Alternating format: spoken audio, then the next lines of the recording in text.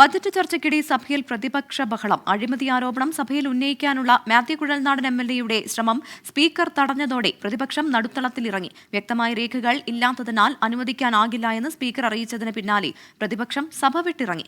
വായ് മൂടിക്കെട്ടാൻ ശ്രമിച്ചാൽ നടക്കില്ല എന്നും വിശദാംശങ്ങൾ പുറത്തു പറയുമെന്നും മാത്യു കുഴൽനാടൻ പറഞ്ഞു.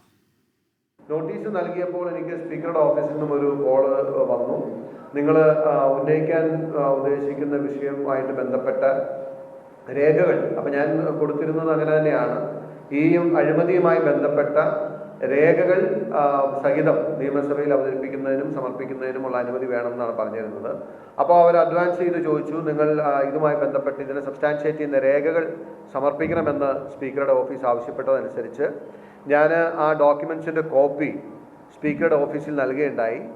എന്നിട്ടും ആ ഡോക്യുമെൻറ്റ്സ് നൽകിയതിന് ശേഷവും എന്ത് കാരണത്താലാണ്, എന്ത് അടിസ്ഥാനത്തിലാണ് അദ്ദേഹം എൻ്റെ പ്രസംഗം അനുവദിക്കാതിരുന്നത്, അല്ലെങ്കിൽ ആ വിഷയം ഉന്നയിക്കുന്നതിൽ തന്നെ നിശ്ചയിച്ചെന്ന് എനിക്കില്ല.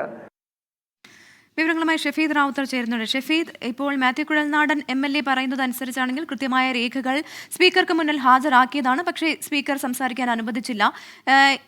എന്തായാലും ഇതുൾപ്പെടെയുള്ള ഈ ആരോപണം ഉൾപ്പെടെയുള്ള മറ്റു കാര്യങ്ങളെല്ലാം പുറത്തെത്തിക്കുമെന്നാണ് അദ്ദേഹം ഒരിക്കൽ കൂടി സൂചിപ്പിച്ചത്. അദ്ദേഹം വാർത്താ സമ്മേളനത്തിൽ അത്തരത്തിൽ മറ്റെന്തെങ്കിലും കാര്യങ്ങൾ വ്യക്തമാക്കിയിരുന്നു?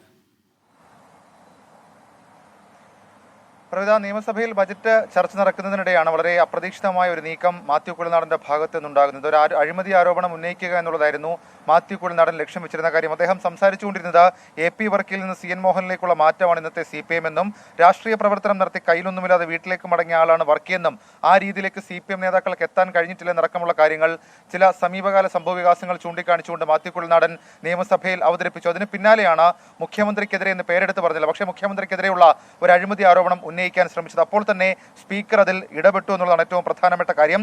വ്യക്തമായ രേഖകളില്ലാത്തതിനാൽ അനുവദിക്കാനാകില്ലെന്ന് സ്പീക്കർ നിലപാടെടുത്തു. എന്നാൽ അത് നിയമവിരുദ്ധമാണ് എന്നുള്ള കാര്യം പ്രതിപക്ഷം തിരികെയും ആരോപിച്ചു. മാത്രമല്ല, മുഖ്യമന്ത്രി അടക്കം സംരക്ഷിക്കാനുള്ള നീക്കം, അഴിമതി ആരോപണം പുറത്തു കൊണ്ടുവരരുതെന്നുള്ള നീക്കമാണ് സ്പീക്കർക്ക് നടക്കമുള്ള ആക്ഷേപം. അത് പ്രതിപക്ഷത്തിന്റെ ഭാഗത്ത് നിന്ന് ഉണ്ടാവുകയും ചെയ്തിട്ടുണ്ട്. അതിനുശേഷം പ്രതിപക്ഷം സഭയിൽ ബഹളമുണ്ടാക്കി.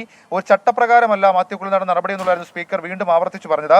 ഒരു ഫോട്ടോസ്റ്റാറ്റ് കടലാസ് കൊണ്ടുവന്ന് സഭയുടെ വിശുദ്ധി കളയാൻ അനുവദിക്കില്ലെന്നും സ്പീക്കർ എൻ ഷംസീർ നിയമസഭയിൽ നിലപാടെടുത്തു. ഇതോടുകൂടി പ്രതിപക്ഷം സഭയുടെ നടുത്തളത്തിലേക്ക് ഇറങ്ങി. മാത്രമല്ല, പ്രതിപക്ഷം പ്രതിഷേധിച്ച സഭയിൽ നിന്ന് ഇറങ്ങിപ്പോവുകയും ചെയ്തു. പിന്നാലെയാണ് മാത്യു കുഴൽനാടൻ അടക്കമുള്ള ആളുകൾ മീഡിയ റൂമിൽ മാധ്യമങ്ങളെ കണ്ടത്. അപ്പോഴും കോൺഗ്രസ് നേതാക്കൾ ആരോപിച്ച പ്രധാനപ്പെട്ട കാര്യം, അസാധാരണമായ സംഭവങ്ങളാണ് സ്പീക്കറുടെ ഭാഗത്ത് നിന്ന് ഉണ്ടായത്. മുൻകൂട്ടി ഒരു ആരോപണം എഴുതി നൽകിയിട്ടും സ്പീക്കർ അനുമതി നിഷേധിച്ചത് സഭാ ചരിത്രത്തിൽ മുൻപെങ്ങും കണ്ടിട്ടില്ലാത്ത രീതിയാണെന്ന് കൂടി കോൺഗ്രസ് നേതാക്കൾ പ്രതികരിച്ചു. മാത്യു കുഴൽനാടനും ഇക്കാര്യത്തിൽ അദ്ദേഹത്തിന്റെ വേർഷൻ പറയുന്ന സാഹചര്യമുണ്ട്. അദ്ദേഹം പറഞ്ഞത് മുഖ്യമന്ത്രിക്കെതിരെയുള്ള ആരോപണമായിരുന്നു, ഉത്തമ ബോധ്യവും ഉത്തരവാദിത്വവും ഉള്ളതുകൊണ്ടാണ് സഭയിൽ ഉന്നയിക്കാൻ ശ്രമിച്ചത്. എന്നാൽ എത്ര വായ്മൂടി കെട്ടാൻ ശ്രമിച്ചാലും അത് നടക്കില്ലെന്നും പാർട്ടിയുമായി ആലോചിച്ച ശേഷം വിശദാംശങ്ങൾ പുറത്തു പറയുമെന്നും മാത്യു കുഴൽനാടൻ പിന്നീട് മാധ്യമങ്ങളെ കണ്ടപ്പോൾ വ്യക്തമാക്കി. പ്രവിധ. ശരി, ഷഫീദ് റാവുത്തറാണ് വിവരങ്ങൾ നൽകിയത്. ബജറ്റ് ചർച്ചയ്ക്കിടെയാണ് സഭയിൽ പ്രതിപക്ഷം ബഹളമുണ്ടാക്കിയത്. അഴിമതി ആരോപണം സഭയിൽ ഉന്നയിക്കാനുള്ള മാത്യു കുഴൽനാടൻ എംഎൽഎയുടെ ശ്രമം സ്പീക്കർ തടഞ്ഞതോടെ പ്രതിപക്ഷം സഭ വിട്ട് ഇറങ്ങുകയായിരുന്നു.